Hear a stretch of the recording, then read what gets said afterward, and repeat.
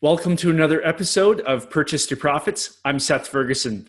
Make sure you hit the subscribe button so you don't miss our daily interviews with successful real estate investors.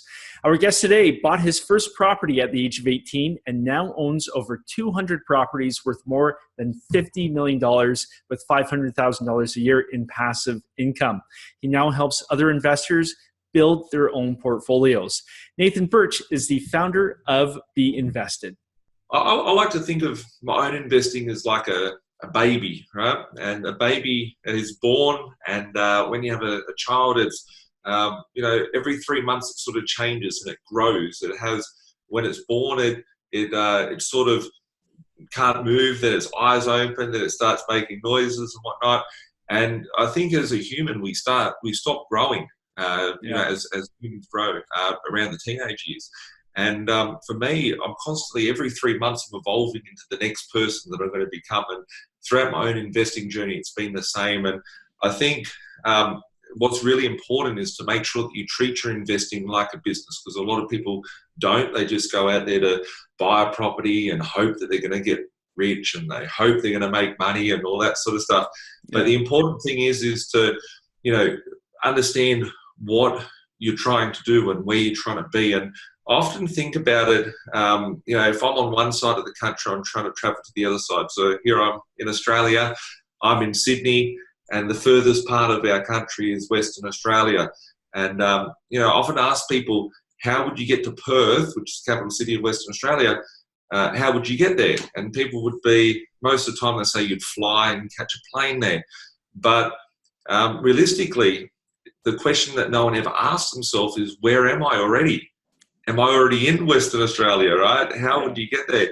And, if someone's overseas, they couldn't use the same mode of transport, you couldn't drive there. You could drive from one location. So what is the vehicles that you're going to specifically need to get to your end goal? So if you can work out where you want to be, where you are today, what the journey involved will be like to get from end to end, and then obviously realizing that an aeroplane isn't going to land in your house. An aeroplane, you'd have to go and catch a taxi or an Uber or a train or a hitchhike or roller skate to get to that location or the drop-off point.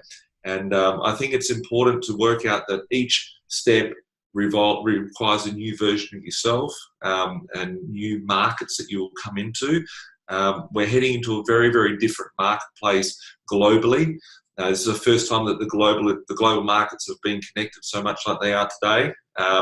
And I won't bore everyone by talking about the monetary system, but I think it's important to understand how money works, how finance works, how, a lot of people think that property's gone up a lot over the course of the last decade. I don't think that any property globally has really gone up in the last decade. I just think that the dollar has lost a lot of its purchasing power, and property is an ultimate beneficiary out of that because it's a fixed asset. So lots of things that are needed to sort of, come into the mindset and the psyche. And I never thought of this when I was first starting in investing. I was just like, I want to buy property. I can't afford to work for the next 40 years of my life and work in a job that I hated. So I had a plan, and that was to have 10 properties by the age of 30, paid outright. And I got there when I was like 21, 22. And then I was like, what do I do now? And it becomes boring. And I was fortunate enough to quit my job at the age of 24, adopting a strategy, which I'll go into in a moment. And then, I just took it from there. And currently I've got 200 properties. I'm in the process of doing some developments here in Australia. And, I've started in the bread and butter sort of markets, the lower socioeconomic areas. And I continue to grow that. My property portfolio would be in excess of the 50 million. My loans and my debt is under $17.5 million now, so my debt's becoming lower. My cash flow position is very, very strong because there's three things that I always focus on, which if I wanted to be retired at the age of 30, I wanted to have 10 properties was my initial goal. What are some of the things that I need to get there? And the vehicles that I've had to take have evolved over the years. There's the first ones, second ones, but the ultimate thing is to make sure that I buy the property below market value to ensure that there's a strong cash, to ensure that there's a buffer in place, and I can also pull out the equity.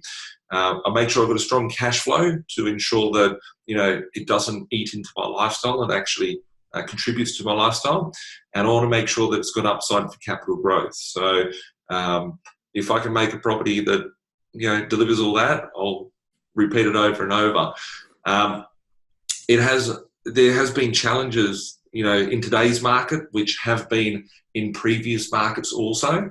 The challenges that I see today are no different than 10 years ago, 15 years ago.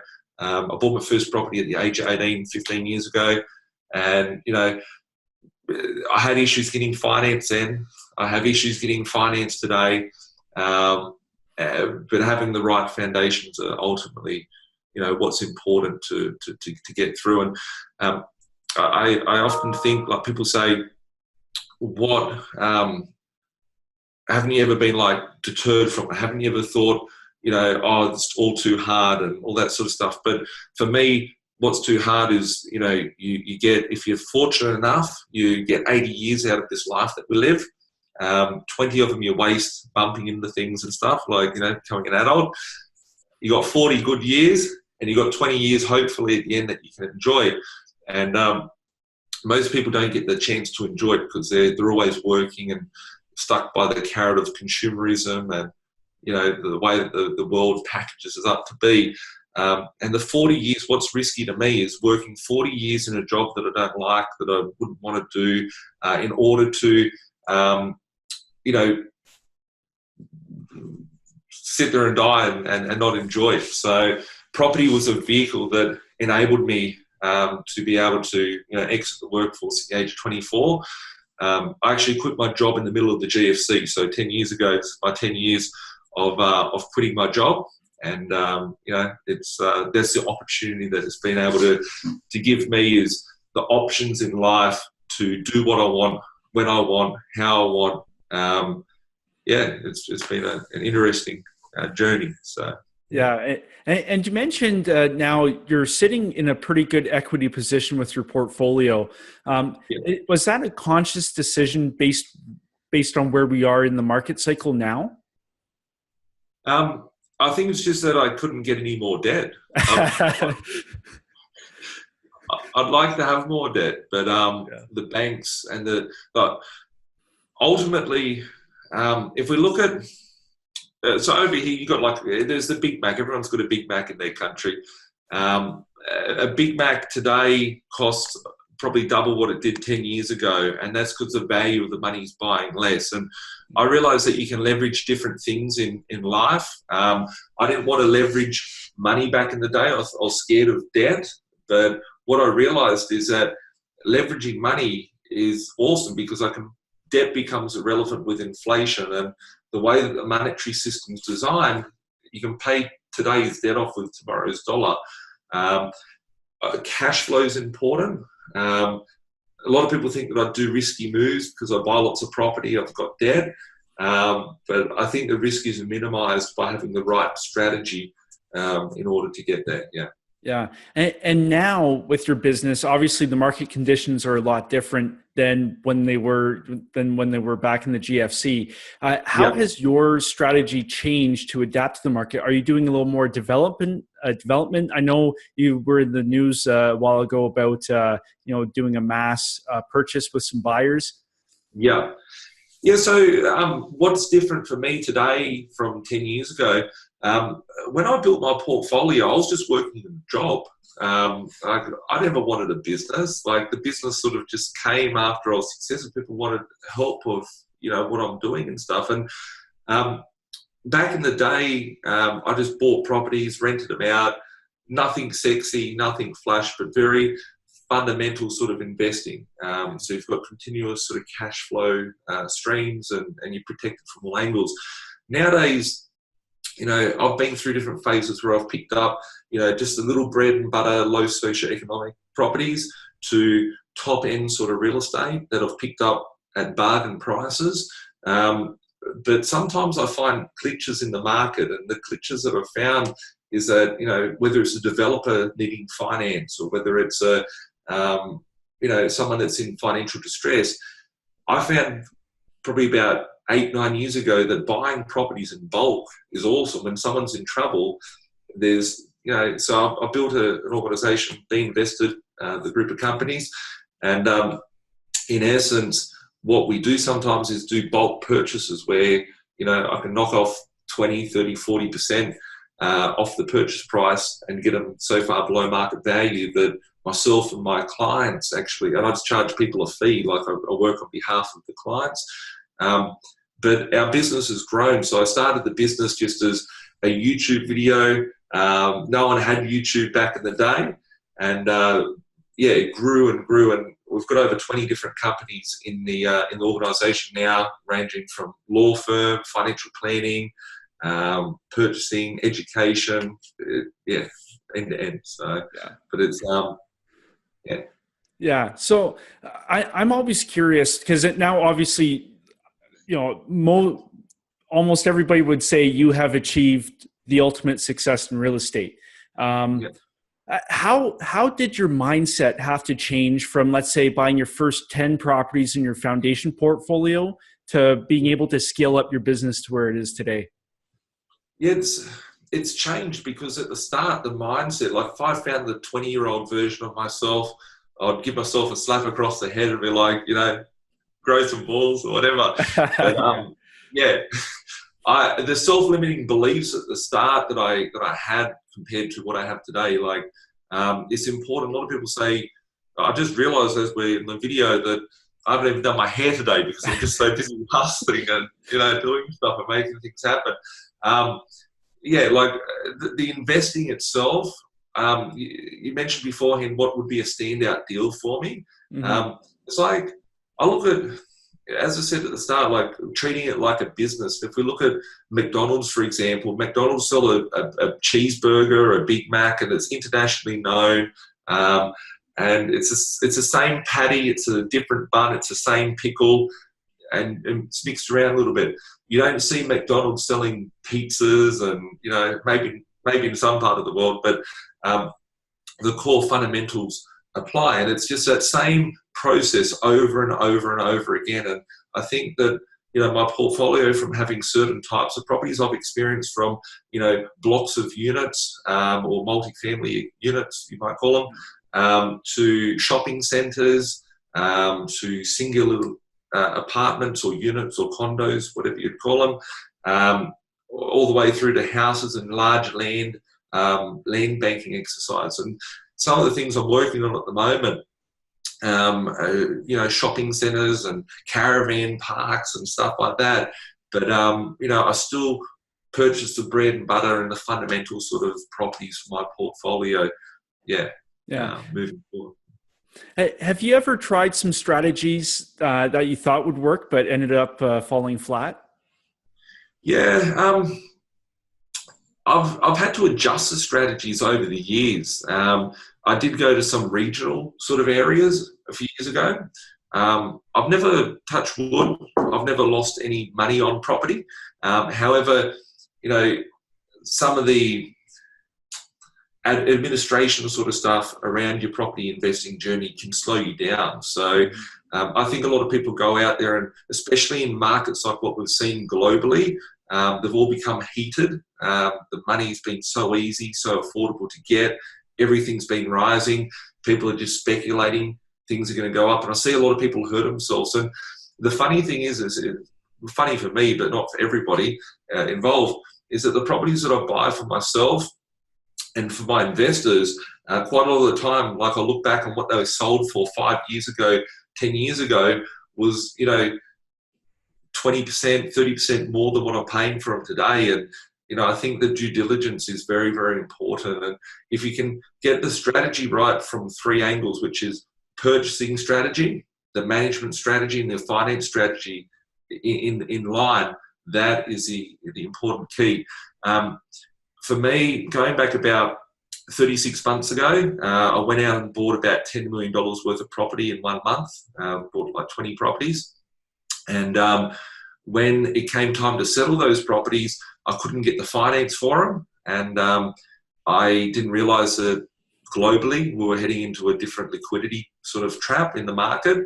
And yeah, basically it made me realize that I need to understand further about what's happening in financial markets globally, because we've got a big liquidity squeeze at the moment, and people will get scared from this market that we're heading into. But that's the greatest opportunity, because whilst most people are running for the doors, I think of it like a fire, say we've got a big stadium, there's a big fire, everybody's running for the exit, they leave their mobile phones, their wallets, their rings, and all their belongings on the floor.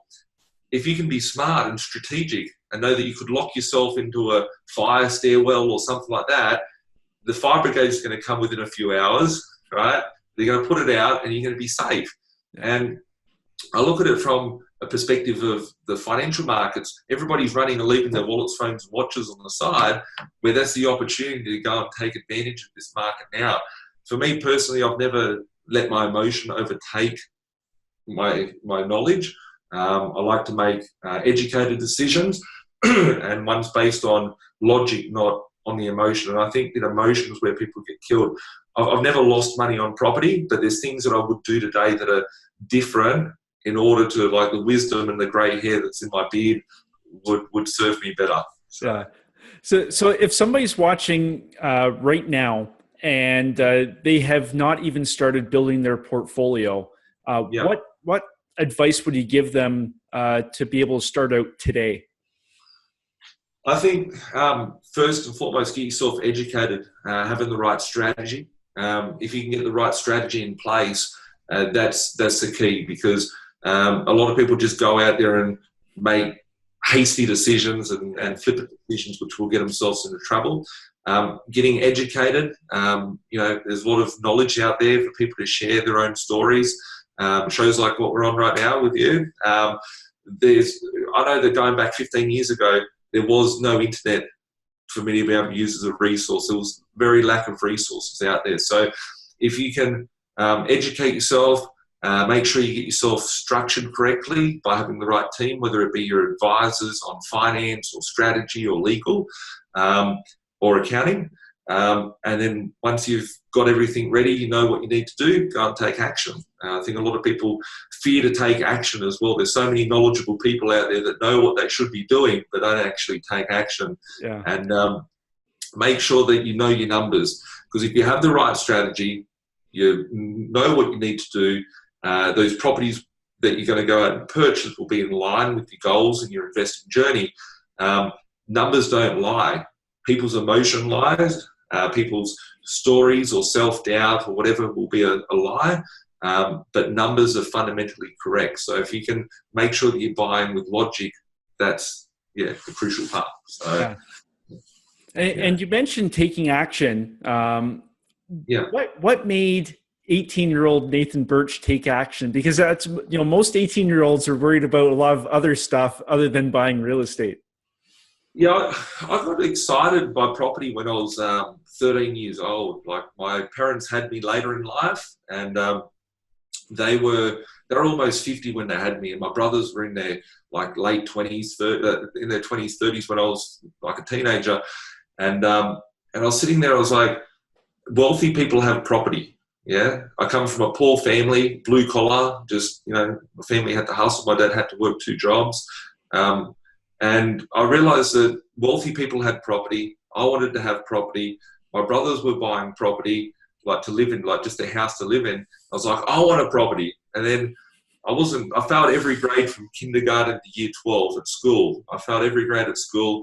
And the one thing I was good at was trying to, outsmart, so I didn't have to do my homework or whatever. And I realized that if I could put a strategy in place where I didn't have to go to work, I realized that, at the age of 13, 14, that if I could replace my income within a period of 5 to 10 years, that would be the ultimate sort of life. And I started to, put measures into place, and then I was very harsh on myself, and I still am, in order to, be at my maximum sort of potential to keep pushing forward. And I think that, having that clarity at a young point enabled me to, sort of keep pushing forward. Most of my mates were looking at different magazines with girls in them at the time. I was looking at the magazines with the properties in them, working out what my future's going to look like. And it's if you were to ask the younger version of myself, would I have got to where I am today? I would have laughed and would have said, "Oh, that's impossible. That's not me. Whatever." But I think taking aggressive action and doing the right things. Like, I think a lot of people want to sort of be successful, but not do what it takes to be successful as well. And that's, I think, a crucial point. Yeah. And you mentioned that you're pretty hard on yourself, just so you're performing at your best. Do you have any, let's say, routines or rituals that you go through maybe daily or weekly that keeps you focused? Yeah, I've always got, like, so as I'm looking at the screen right at the moment, I can see icons, and my icons in the bottom are like miniature, where I've got about 50 Excel files open at all times. My computer crashes a lot, and my IT guys say to me that I need to not have as many files on my screen, but I have plans for, my next 12 months, my next 2 years, 5 years, 10 years, in all different capacities, whether it be business aspect, my property aspect and whatnot. And if I'm on the phone to someone, for example, and I'm sitting there on my screen, I can at least click something up, have it pop up to go and keep me in check. Like, this is what I need to do. Your goals end up becoming a to-do list rather than, oh, you can't have this or you can't have that. It becomes a to-do list of how you can actually action and implement. And I think that planning on a daily basis, a lot of people plan more for what they're going to do on their payday or on the weekend or the next holiday or what party they're going to go to or whatever.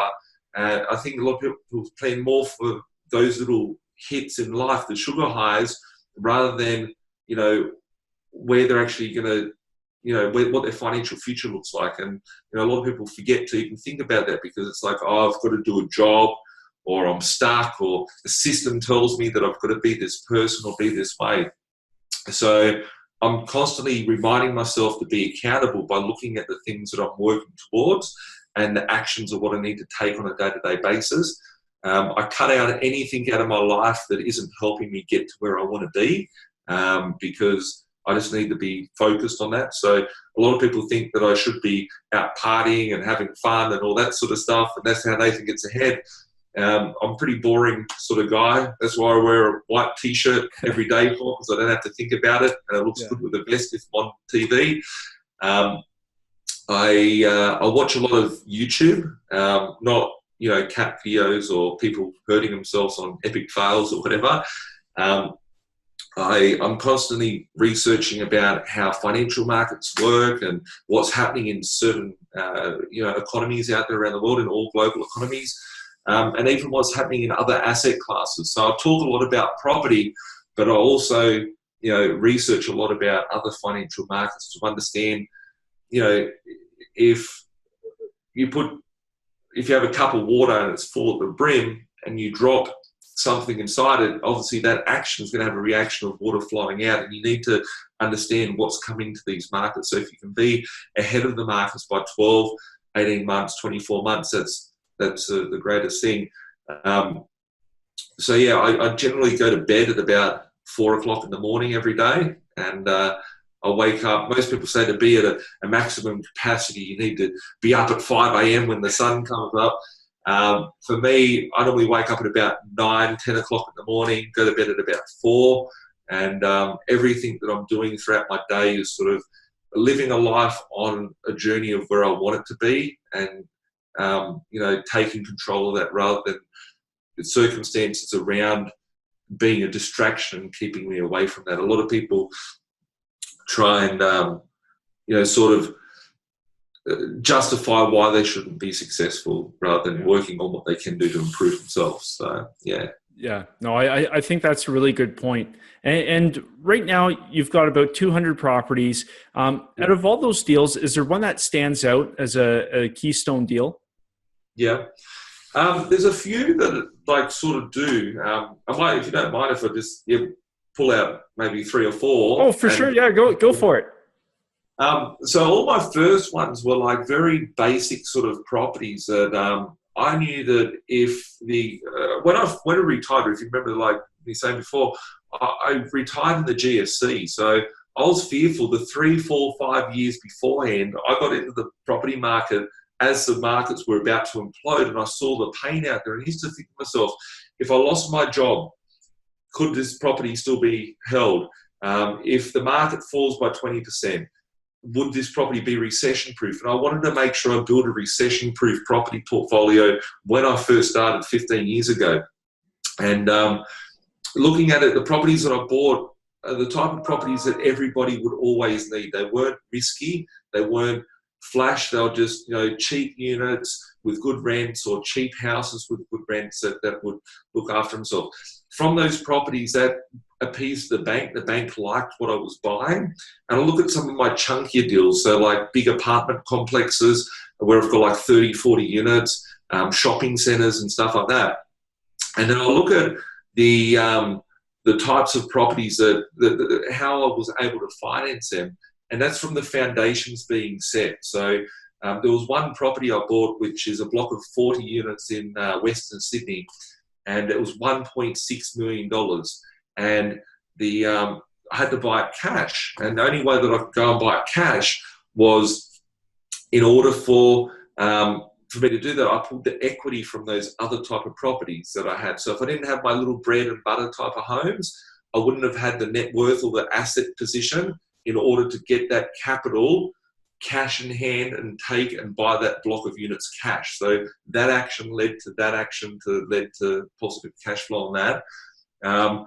Some of my favorite ones, I had this shop that was like just a little shop that was like 400 grand. It's probably worth about 2 mil. I bought it at land value. It was vacant for 10 years, and I put a tenant on for 20 years at about 120, 130 grand a year. It just increases every year. And that's like a 30% yield for the rest of my life. I just know I'm going to earn it. Like for 400 grand, it's good. Yeah. I find a very special spot for all of them. I've got a very strong memory, so I remember each and every one of those properties that I bought and how they played a significant role to get to the next one. So yeah. I think of the properties as well as like a jigsaw puzzle. If you have financial independence and it looks like 100 properties, 50 properties, 20 properties, whatever it is, each picture, you may not be able to get the picture put together if you don't have the first part of the jigsaw puzzle down right. So if you can start, if you know what it's going to look like, what pieces of the puzzle there are. If you have like, a tail or whatever's on the picture you're building, you don't know where it's going to go unless you start from the right spot, and each one helps create that picture, right? Yeah. And you mentioned that foundation portfolio. Is there a number of properties you should have in that, or how would somebody know that they've built their foundation and they're ready to move on to the next phase? Yeah, good question. So from the foundation portfolio, I think it's important, a lot of people will get into property and they'll be like, I want to do a development. Rich people make money out of developing, or I need to buy a block of units or whatever. The fundamental is that you need to make the foundations very risk-free. And the reason why I called it the foundation portfolio is because the properties there were very vanilla type of deals, very plain and very basic, but they were fundamental, because if anything went wrong, if I've got 10 properties and something goes wrong, touch wood, in my life, I could sell one of them off and still have 9 properties. Those properties, if one couldn't be rented, I've still got 9 income streams coming through and just one that's missing. If you had a block of units and they were all on one title, and you needed to sell one for whatever reason, you'd have to sell the whole asset. There's a bigger market there wanting to buy an individual property than there is to buy 10 in one block. To develop, sometimes things go wrong. What happens if the market changes? What happens if risk gets added into the equation that you didn't expect to start off with? So you need to try and minimize that risk at the early days. Plus, you're building up your knowledge base. So as you're building that knowledge base up, you want to sort of ensure that you're you're not, creating extra elements of risk for yourself. So that's why I think the foundation portfolio is important. Generally, by the first 10, 12, 15 sort of properties, once you've got that right, I realized that if I had 10 properties that I had bought and owned, and even if they had mortgages or no mortgages on them, those properties, if I messed everything up in my life for the next 10 years and I can hold on to them, then that's my protection. Anything else on top of that is just, for fun. So once you got that laid, then you can go, okay, well, I'll go and put X amount of capital into a development, and if I mess up, well, then I want to keep that risk minimized to itself. Renovations. Sometimes people say, I want to buy, renovate, and sell a property, but if you're buying that property, renovating and selling it, then what's the ultimate outcome? You're making a little bit of money, but your asset position, wealthy people focus on assets, cash flow, and the net worth position. Poor people focus on income and savings. So I want to be an aggressive but passive investor. A lot of people think everything I do is crazy and risky and whatever, but I'm very passive and very risk adverse to ensure that, it's being brought down at every time. And looking at the foundations, I think if someone goes out there to buy a property, reno it and sell it, I think that's too risky, because the opportunity cost, 6 months disappears, 12 months disappears, markets can change. Yeah, if I have to hold on to the property for the next 10 years, well then at least I know it's going to rent, and the rent's going to cover all the expenses and whatnot. So yeah. For sure. Plus you have the tax advantages that go along with it as well. Exactly. So with that foundation portfolio, you were saying how you're buying at that entry level, so you have the most amount of buyers just in case you have to exit. There's more interest. So would you say, are you a kind of guy who will buy under the median price? Is that how you judge it? Like, how would you suggest somebody go about it? Yeah, so fundamentally what I like to look at, like my properties have expanded from, harbourfront, waterfront harbour properties to, little places that get kicked around in further out.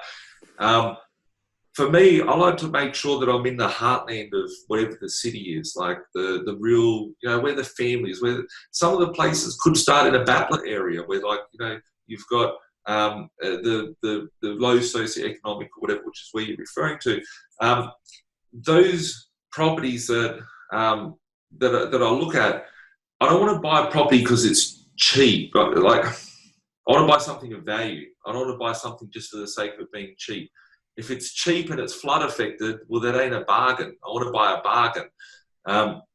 So how I do that is by researching areas, understanding, what market value really is. If you've got a street and there's 10 houses in the street and 5 of them have sold in the last 3 or 4 years, and you can see that the prices of those properties are, 200, 220, 250, whatever, and you pick up one for 150, then, that property, why is that cheaper? And if you can't have any explanation as to why it's cheaper, sometimes it could be because there's a structural issue or renovation, but I don't want to try and pollute myself by having that. I want to make sure I'm getting it where it's just the owner doesn't know what they're selling, the owner's scared.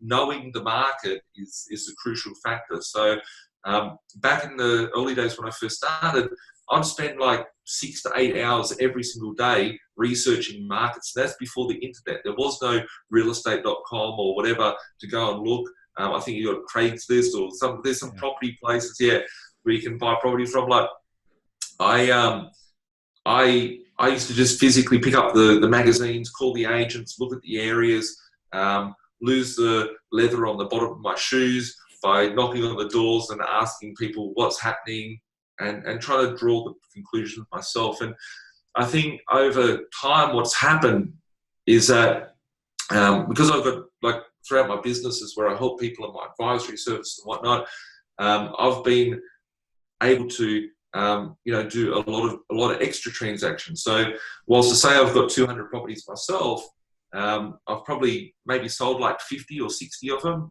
over time. So I may have bought like 250, 260.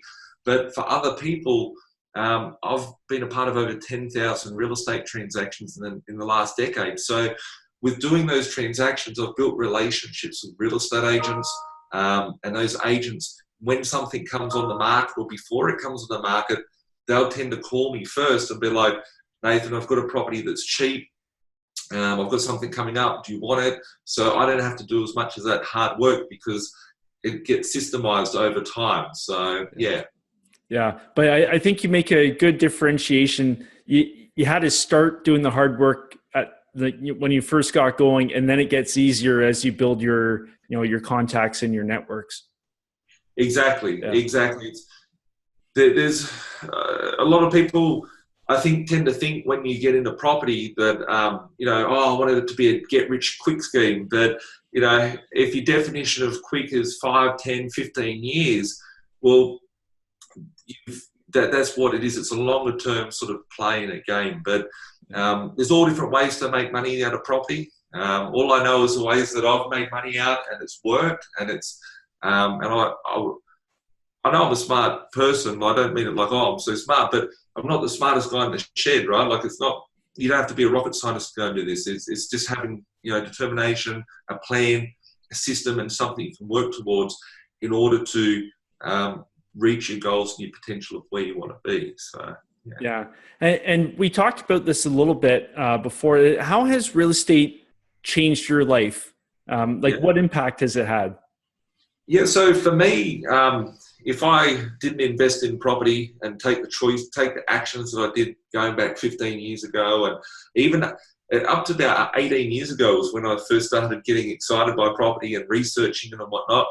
And if I didn't take the action that I did back in the day, I'd be working in a job, just, trying to get by. I've got choices in life, and I don't mean it in like a cocky way. Like, I've got choices, and it's if something goes wrong in my life, I can sell a property. It gives choices for where I want to live, how I want to live my life. I normally get in my office at about lunchtime every day, and when I get in the office, I spend a lot of time with my staff. We've got over 100 staff in my organisation, and from that, I have the choice of when I want to go and do work, if I want to go and do work. The choices, like, people in life have very minimal amount of choices because they have to go to work. Let's go out tonight and have dinner. I've got to be up early in the morning because I've got to work. I've got to do this, do that. And I, like, my tagline for my business is live life on your terms, and another one's to tell your boss where to go. And fortunate enough for me, it's something that I've had the freedom to be able to do so. And throughout, not just being able to build a portfolio for myself and give myself that, the reason why I started the business is due to the fact that I was 24 when I quit my job. My mates were finishing university, you might call it college. They were finishing, getting a full-time job as a graduate. I had no one to hang out with in the day, right?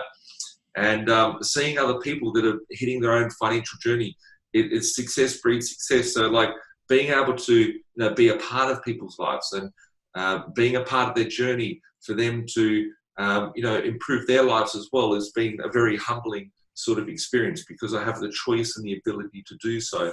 My family weren't wealthy. Like, I didn't come from a silver spoon in my mouth. I look after my mum today. She's elderly, nearly 80. And my father passed away when I was young, and he worked 2 jobs and had to put food on the table for the family. And it was like, I didn't want to do that. I wanted to have choices, and being able to, give back and look after my family as well has been, a humbling thing. So it's not, I see a lot of people out there saying, you can get wealthy and have a suit on and have a cool car. I've had like over $1 million worth of cars at one time in my garage, and I've taken photos of them. I don't have those cars. I do have some still, but it's not about the car. It's not about anything. Everyone's position and definition of why they want to do something is important. And for me, it's more about options and, the choices that I can make on a day-to-day life.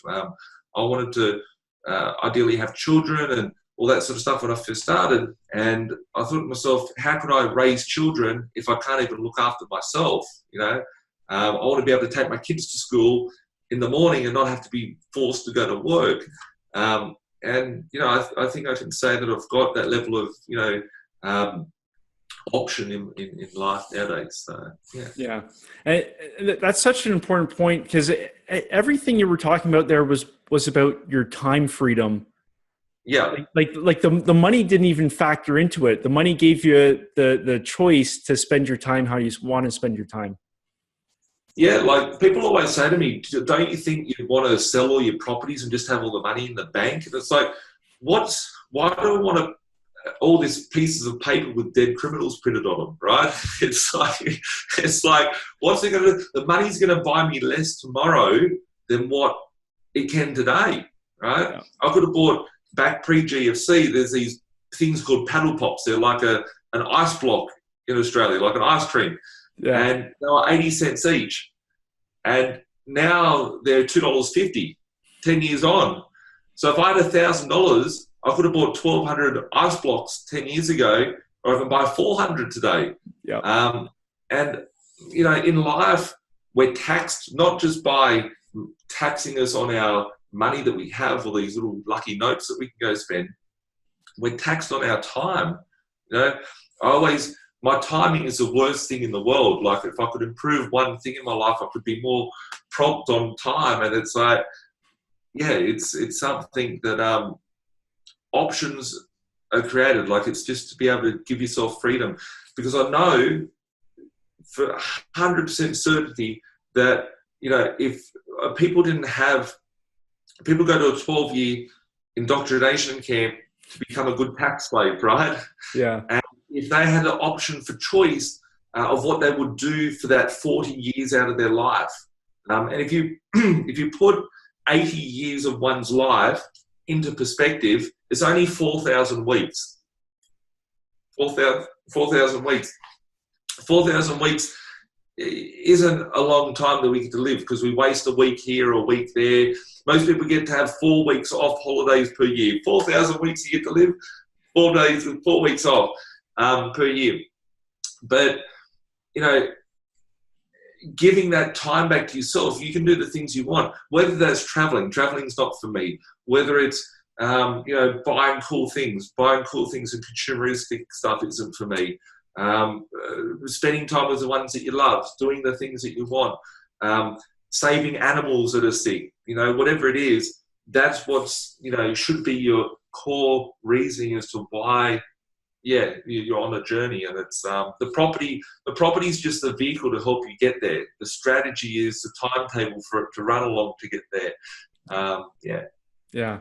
No, I think that's a really good message. And, you know, I know for somebody like yourself, you talked about those 4,000 weeks. You didn't sacrifice, but you dedicated a small number of those weeks at the beginning to give yourself the rest of those weeks for you to do whatever you want. Exactly. Delayed gratification. There was a year where I actually I only had 7 days off in the whole year, just as punishment because I didn't hit my goals the year beforehand. But I realized if I had to work 2 full-time jobs for the first, you know, 5, 6, 7 years, and I only ever worked for 7 years of my life. Well, that's when I was in an employed job, was 7 years. That's all I had to do. And, you know, it gave me the opportunity for options and choices and the things that I want to do moving forward. And, yeah, I think putting that into perspective, it's, you know, if you can make those right choices, it's like a lot of people talk about losing weight or whatever. And with that, you know, if you can make that right choice and just do that action and make it a habit over and over again, it all adds up. Same as with savings, you know, like it's just a bit of delayed gratification, and you have the compounding effect on the returns that will take care of you for many, many years to come. So, yeah. And if somebody is looking to learn more about what you're doing, maybe, you know, get a hold of you and use some of your services, where can they find you? Beautiful. With it, BInvested.com.au. So just the letter B and the word invested, INVESTED.com.au. I've got a lot of social media out there, so whether it be my Facebook, the YouTube, I put out a lot of videos just on mindset and all that sort of stuff, and that's where we connected from, was through all that. So yeah, whether it be social media or our website, BInvested.com.au. I've got a lot of brands and businesses that are external to that. There's over 20 companies that I've built from scratch. Just options and choices, yeah, but my main core educations are found at BInvested. So yeah. That's great. Well, Nathan, I just want to say thanks so much for taking the time and sharing your success with us today. No, my pleasure. My pleasure. It's been fun. So yeah. Yeah, no, this was great. And to you, our viewers, I wish you well on your journey from purchase to profits. See you next time. Thank you.